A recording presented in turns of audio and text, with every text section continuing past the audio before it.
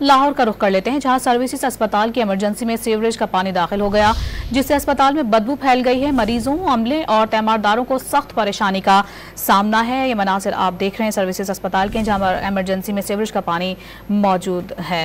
इस पर बात करेंगे, डॉन न्यूज़ के नुमाइंदे नौमान लियाकत हमारे साथ मौजूद हैं। नौमान, इस तमाम तर सूरत हाल में क्या कहना है इंतजामिया क्या और सूरत हाल क्या है?